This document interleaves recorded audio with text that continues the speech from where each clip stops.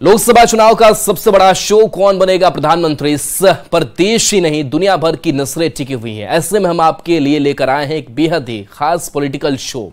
इस बुलेटिन में हम आपको 4 अलग अलग सेगमेंट में खबर दिखाते हैं। सियासत की सबसे बड़ी खबर से लेकर नेताओं के बवाली बयान, सियासत से जुड़ी वायरल तस्वीरों के साथ ही हम आखिर में फटाफट अंदाज में चुनावी चौबीसा भी आपको दिखाते हैं।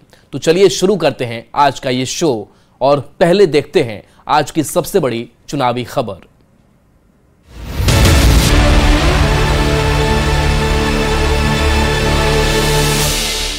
बिहार में महागठबंधन की सरकार बनने के बाद पहली बार अमित शाह शनिवार को पटना पहुंचे। पालीगंज में जनसभा को संबोधित करते हुए शाह ने जोरदार हमला आरजेडी और कांग्रेस पर बोला। मंच से बिहार के जमीन माफिया को सीधी चेतावनी दे डाली। कहा, जमीन माफिया को उल्टा लटकाकर सीधा कर दिया जाएगा। अमित शाह ने कांग्रेस के साथ लालू परिवार पर भी निशाना साधा। लालू जी भी पूरा जीवन पिछड़ों के नाम पर परिवार के लिए जिए। बिहार में महागठबंधन की सरकार हटने और एनडीए की सत्ता में फिर से आने के बाद पहली बार शनिवार को केंद्रीय मंत्री अमित शाह बिहार पहुंचे। पटना में कैलाशपति मिश्र की मूर्ति का अनावरण करने के बाद शाह पहुंचे पालीगंज, जहां जनसभा को संबोधित करने के दौरान आरजेडी और कांग्रेस पर जमकर निशाना साधा। शाह ने मंच से सबसे बड़ा प्रहार जमीन माफिया को लेकर किया। कहा, अब डबल इंजन की सरकार है, बिहार की भूमाफिया को उल्टा लटकाया जाएगा, फिर सीधा किया जाएगा। लालू प्रसाद जी की पार्टी को चेताने आया हो, बिहार में फिर से डबल इंजन की सरकार बन गई है, भूमाफियाओं को उल्टा लटकाकर सीधा करने का काम ये भारतीय जनता पार्टी की सरकार है। अमित शाह ने कांग्रेस और लालू परिवार पर बड़ा हमला बोलते हुए कहा कि सोनिया जी राहुल को पीएम बनाना चाहती हैं, जबकि लालू जी अपने बेटे तेजस्वी यादव को मुख्यमंत्री। इन्हें जनता की भलाई करने से कोई मतलब नहीं। कांग्रेस की नेता सोनिया गांधी का एकमात्र लक्ष्य है राहुल गांधी को प्रधानमंत्री बनाना, और लालू जी का एकमात्र लक्ष्य है इनके बेटे को मुख्यमंत्री बनाना। मुझे बताओ, जो आप अपने बेटे बेटियों को प्रधानमंत्री मुख्यमंत्री बनाना चाहते हो, वो तो आपके बेटे बेटियों का भला कर सकते हैं क्या? अमित शाह ने आरजेडी और कांग्रेस को घोटाला करने वाली पार्टियां बताते हुए एक एक कर घोटाले भी मंच से गिनाया। सुनिए। ये आरजेडी और कांग्रेस दोनों घपला घोटाला करने वाली पार्टी है। मैं बताता हूं, आरजेडी ने चारा घोटाला किया, वर्दी घोटाला किया, पाइप घोटाला किया, मेगा घोटाला किया, रेलवे के होटल के आवंटन का घोटाला किया, बालू घोटाला किया और बेनामी संपत्ति बेटे बेटियों के नाम से अरबों रुपयों की जब्त की। मित्रों, कांग्रेस ने भी कोयला घोटाला, कॉमनवेल्थ घोटाला, 2G घोटाला, ऑगस्टा वेस्टलैंड घोटाला, लैंड फॉर जॉब घोटाला, बोफोर्स घोटाला, सादा चिट फंड करने का काम भी कांग्रेसियों ने किया। लोकसभा चुनाव से पहले बीजेपी लगातार लोगों के बीच संदेश दे रही है।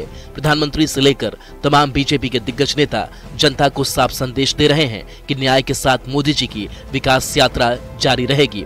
पिछड़ा अति पिछड़ा वर्ग से लेकर हर जाति तक केंद्रीय नीतियों को पहुंचाने से लेकर दूसरी योजनाओं का जिक्र कर बीजेपी बता रही है कि विपक्ष भ्रष्टाचार में डूबा रहा और एनडीए विकास के एजेंडे पर बढ़ रहा है।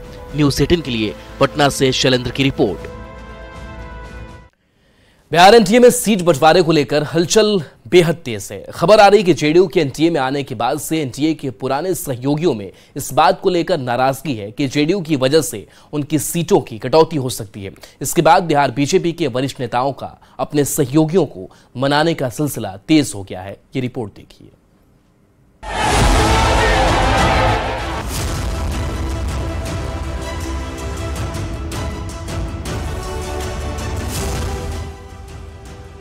बिहार में एनडीए की सहयोगियों के बीच सीटों का बंटवारा कब तक हो जाएगा, इसकी तस्वीर साफ नहीं हो पाई है। एनडीए की सहयोगियों में हलचल बेहद तेज है। सवाल उठ रहे हैं कि आखिर सीट बंटवारे में इतनी देरी क्यों हो रही है। कहीं इसकी वजह जदयू का एनडीए में शामिल होना तो नहीं? पुराने सहयोगियों की सीट में कटौती की अटकलों के बीच बीजेपी के वरिष्ठ नेता सहयोगियों को मनाने में जुट गए हैं। मांझी की पार्टी के नेता संतोष सुमन से पटना में मुलाकात के बाद Nityanand Rai all is well की बात कह रहे हैं। हम संतोष बहुत संतुष्ट हैं, कहीं कोई गड़बड़ नहीं है और हम सब भाई मिलकर जो भी तय करते हैं, जो पार्टी हमारी है एनडीए के साथियों के साथ मिलकर विचार कर जो होता है वो तय करते हैं, कहीं कोई दिक्कत नहीं है। बीजेपी के वरिष्ठ नेता सिर्फ हम पार्टी के राष्ट्रीय अध्यक्ष से ही मिलने नहीं पहुंचे, बल्कि 2 दिन में 2 बार बीजेपी के पूर्व प्रदेश अध्यक्ष और सांसद संजय जायसवाल ने भी उपेंद्र कुशवाहा से बंद कमरे में आधे घंटे से अधिक तक मुलाकात की। मुलाकात के बाद दावा किया गया कि सब कुछ ठीक है। समय पर सबको पता चल जाएगा, समय पर ही सब कुछ पता चलता है, समय के साथ आप सबको जानकारी। कुशवाहा जी ने कुछ नाराजगी नहीं ना की है? हम दोनों से आपको लग रहा है क्या? क्या चर्चा तो आप लोग चलाते हैं, बिना वजह चर्चा चलाते हैं। सीट बंटवारा का सवाल है तो कहीं कोई दिक्कत है क्या? सब कुछ समय पर आप सब लोगों को बता दिया। खबर है जेडीयू ने 16 सिटिंग सीट पर दावा ठोका है। बीजेपी 17 सिटिंग सीटों पर लड़ने की बात कह चुकी है। ऐसे में मात्र 7 सीट बचती है, जिसमें 4 सहयोगियों को साधना है, जो बड़ी समस्या होगी। हालांकि एनडीए नेताओं का दावा है कि कहीं कोई दिक्कत की बात नहीं है। नीतीश कुमार जी ने एनडीए को बिहार में बहुत बेहतर लीड किया है। देश के स्तर पर प्रधानमंत्री जी इसके नेतृत्व करता है। जनता का समर्थन, जनता का भरपूर आशीर्वाद आने वाले समय में मिलेगा। किन सीट बंटवारे में आपको अगर जो लग रहा है कि किसी तरह का अगर जो पेच फंस रहा है या किसी तो ऐसी कोई बात नहीं है। सूत्र बताते हैं कि सीट बंटवारे पर तस्वीर तब साफ हो सकती है जब नीतीश कुमार विदेश दौरे से वापस लौटेंगे और एनडीए के तमाम सहयोगियों में बातचीत के बाद सीटों का फॉर्मूला तय किया जाएगा। न्यूज 18 के लिए पटना से आनंद अमृतराज और अमित कुमार की रिपोर्ट। असम दौरे पर गए प्रधानमंत्री नरेंद्र मोदी का अलग अंदाज एक बार फिर से देखने को मिला। शनिवार की सुबह काजीरंगा राष्ट्रीय उद्यान पहुंचे पीएम मोदी ने हाथी और जीप से जंगल सफारी की। पीएम मोदी ने इस दौरान हाथी को भोजन कराया तो वहीं जंगल सफारी की तस्वीर भी अपने कैमरे में कैद की। इस दौरान काजीरंगा राष्ट्रीय उद्यान के डायरेक्टर के साथ ही वन विभाग के अधिकारी पीएम मोदी के साथ थे।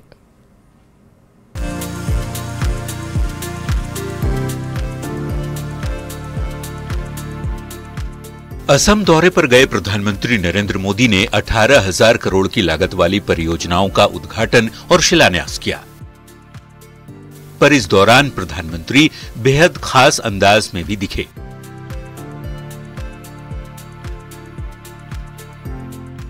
शनिवार सुबह पीएम मोदी ने काजीरंगा नेशनल पार्क का दौरा किया। यहां पर उन्होंने जंगल सफारी का लुत्फ उठाया। पीएम ने यहां जीप से काजीरंगा की प्राकृतिक खूबसूरती को करीब से देखा।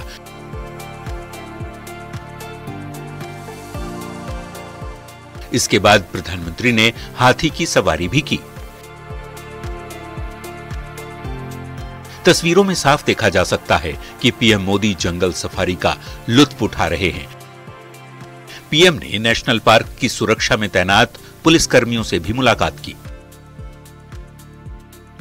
काजीरंगा नेशनल पार्क की खूबसूरती को प्रधानमंत्री ने अपने कैमरे में भी कैद किया।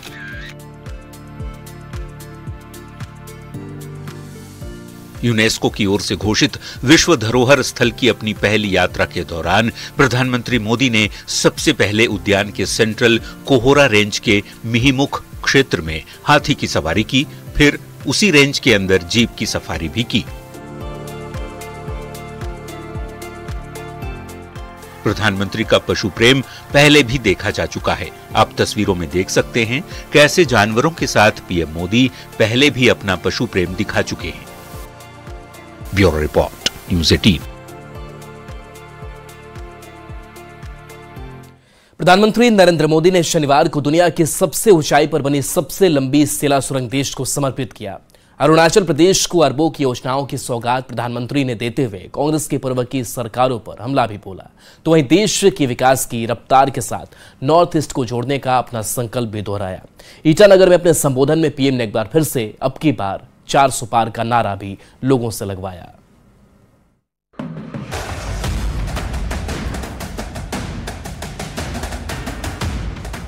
नॉर्थ ईस्ट को प्रधानमंत्री मोदी ने एक और बड़ी सौगात दी है। अरुणाचल प्रदेश के पश्चिम कामेंग और तवांग जिले को जोड़ने वाला दुनिया के सबसे ऊंचे सेला सुरंग को देश को समर्पित किया। डबल लेन वाला ये ऑल वेदर टनल सामरिक दृष्टि से भी बेहद अहम माना जा रहा है। अरुणाचल प्रदेश की राजधानी ईटानगर में पीएम मोदी ने जनसभा को संबोधित करते हुए वहां मौजूद लोगों से एक बार फिर अब की बार 400 के पार का नारा लगवाया। अब की बार एनडीए सरकार 400 पार। एनडीए सरकार अब की बार पूरी ताकत से बोलिए, पूरे नॉर्थ ईस्ट को सुनाई दे। अब की बार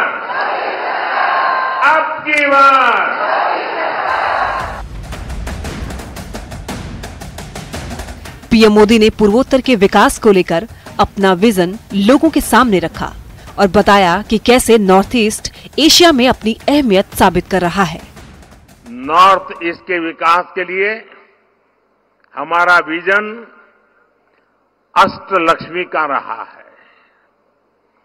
साउथ एशिया और ईस्ट एशिया के साथ भारत के ट्रेड, टूरिज्म और दूसरे रिश्तों की एक मजबूत कड़ी, ये हमारा नॉर्थ ईस्ट बनने जा रहा है।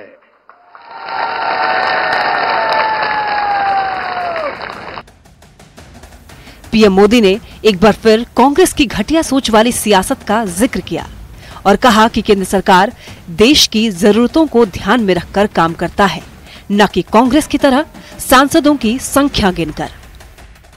सेला टनल पहले भी तो बन सकती थी कि नहीं बन सकती थी, लेकिन कांग्रेस की सोच और प्राथमिकता कुछ और थी। उनको लगता था पार्लियामेंट 1-2 सीट है यार, इतना काम क्यों करें, इतने पैसे क्यों लगाए। मोदी पार्लियामेंट मेंबरों की गिनती करके काम नहीं करता है, देश की आवश्यकताओं को ध्यान में रख के काम करता है। लोकसभा चुनाव से पहले प्रधानमंत्री लगातार अलग राज्यों का दौरा कर रहे हैं, जनता को अरबों की विकास योजनाओं की सौगात दे रहे हैं। पर इन सब के बीच पीएम केंद्र सरकार के कामकाज के रफ्तार की तुलना पूर्व की यूपीए सरकार से कर जनता को साफ संदेश दे रहे हैं कि मोदी सरकार की गारंटी देश का विकास ही है। Bureau report, news 18।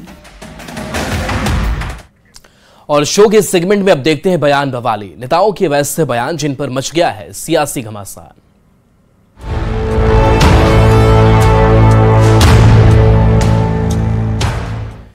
केंद्रीय मंत्री गिरिराज सिंह ने राहुल गांधी पर हमला बोलते हुए कहा कि राहुल गांधी ने अमेठी की जनता पर अपना विश्वास खो दिया है। इसी के साथ उन्होंने कहा कि राहुल गांधी मुद्दे से भटक गए हैं और सब खास समुदाय के वोट के लिए राजनीति कर रहे हैं। राहुल गांधी ने वायनाड से चुनाव लड़ने की घोषणा की है क्योंकि वो एक मुस्लिम बहुल क्षेत्र है। देखिए, इनको अमेठी के जनता पर भरोसा नहीं है। जिस अमेठी की जनता ने इंदिरा गांधी के परिवार को सम्मान देने का काम किया, 5 साल इन्होंने अपने भाषण में सम्मान के बदले अमेठी के जनता को अपमानित किया और इनको एक ही वोट पर भरोसा है क्योंकि केरल के वायनाड में मुस्लिम बहुल मतदाता हैं, उनको भरोसा है, लेकिन अमेठी की जनता पे भरोसा नहीं है। प्रधानमंत्री के इस सेगमेंट में देखते हैं ऐसी तस्वीरें जो सियासत के लिहाज से सोशल मीडिया पर वायरल हो रही हैं।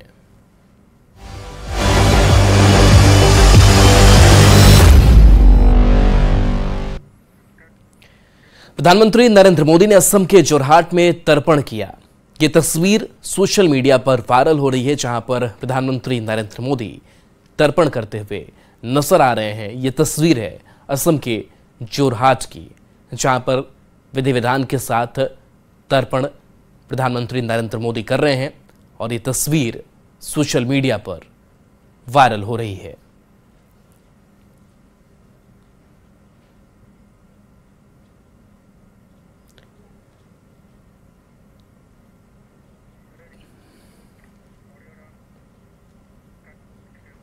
और प्रधानमंत्री के शो के आखिर में देख लेते हैं फटाफट अंदाज में चुनाव से जुड़ी 24 खबरें। चुनाव 24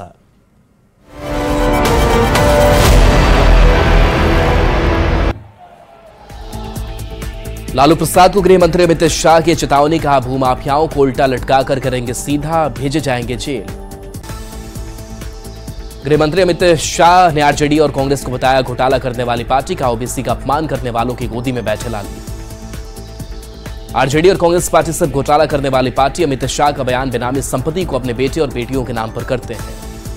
केंद्रीय गृह मंत्री अमित शाह ने कैलाशपति मिश्र की विशाल प्रतिमा का किया अनावरण। अखिल भारतीय कृषि अनुसंधान केंद्र में बनाई गई है कैलाशपति मिश्र की प्रतिमा। बिहार में एमएलसी चुनाव को लेकर बीजेपी ने उम्मीदवार के नाम का किया ऐलान। मंगल पांडे, अनामिका सिंह पटेल और डॉक्टर लालमोहन गुप्ता कैंडिडेट घोषित। बिहार में सीट शेयरिंग को लेकर हलचल तेज। संतोष मांझी से मिले केंद्रीय गृह राज्य मंत्री नित्यानंद राय। एनटीए में ऑलेज फेल का दावा। आरजेडी और कांग्रेस की अगले हफ्ते सीट शेयरिंग को लेकर बड़ी बैठक। सूत्रों के हवाले से बड़ी खबर, एमएलसी सीट को लेकर नाराजगी नहीं। कांग्रेस विधायक प्रतिमा दास ने बिहार कांग्रेस अध्यक्ष अखिलेश प्रसाद सिंह के खिलाफ खोला मोर्चा, कहा सिर्फ रैली अटेंड करने आते हैं बिहार। आरजेडी नेता सुभाष यादव के खिलाफ ईडी की बड़ी कार्रवाई। बालू कारोबार से जुड़े मामले में लालू के करीबी के 6 से ज्यादा लोकेशन पर सर्च ऑपरेशन। झारखंड में जूनियर इंजीनियर परीक्षा में 60% बाहरी की बहाली का आरोप। कांग्रेस बीजेपी के बीच आरोप प्रत्यारोप तेज। देवघर में कांग्रेस की समन्वय समिति की बैठक। लोकसभा चुनाव को लेकर बनी रणनीति। रांची में गेल इंडिया कार्यक्रम के तहत पोषण किट वितरण करेगी बीजेपी। 2500 गर्भवती महिलाओं को पोषण किट बांटेगी बीजेपी। यूपी बीजेपी ने एमएलसी प्रत्याशियों के नाम का किया ऐलान। विजय बहादुर पाठक, डॉक्टर महेंद्र कुमार सिंह, अशोक कटारिया समेत 7 प्रत्याशियों के नाम की घोषणा।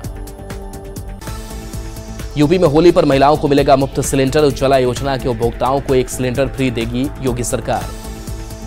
चंदौली में सीएम योगी ने 78 परियोजनाओं का किया लोकार्पण शिलान्यास। कहा देश भर में दिख रही डबल इंजन सरकार की रफ्तार। चुनाव से पहले सीएम योगी का बड़ा क्रेज। सीएम योगी की सभाओं की भारी डिमांड। अखिलेश यादव का एक और विवादित बयान। कहा 10 साल का ही था हिटलर का भी शासन। लोकसभा चुनाव में मायावती का किसी भी गठबंधन से इनकार। बोली महागठबंधन या तीसरे मोर्चे की बात अफवाह। राजस्थान बीजेपी की कांग्रेस में बड़ी सेंधबारी। लालचंद कटारिया, खिलाड़ी लाल बैरवा समेत कांग्रेस के कई वरिष्ठ नेता छोड़ सकते हैं कांग्रेस का हाथ। आरसीए कार्यवाहक अध्यक्ष बने धनंजय सिंह। कहा राजस्थान क्रिकेट को नई ऊंचाइयों पर लेकर जाएंगे। भोपाल में घंटों मशक्कत के बाद मंत्रालय में आग पर पाया गया काबू। मदद के लिए बुलाए गए थे सेना के जवान। रविवार को आएगी छत्तीसगढ़ में कांग्रेस के बाकी बचे 5 प्रत्याशियों की सूची। सीएसी की बैठक के बाद होगा ऐलान। लोकसभा चुनाव से पहले मध्य प्रदेश कांग्रेस में भगदड़ जारी। सुरेश पचौरी, गजेंद्र राजू खेड़ी, संजय शुक्ला सहित कई वरिष्ठ नेता बीजेपी में शामिल। हरियाणा के दौरे पर मध्य प्रदेश के सीएम डॉक्टर मोहन यादव। कार्यकर्ताओं को दिया जीत का मंत्र। और प्रधानमंत्री की इस खास पेशकश में इतना ही। नमस्कार।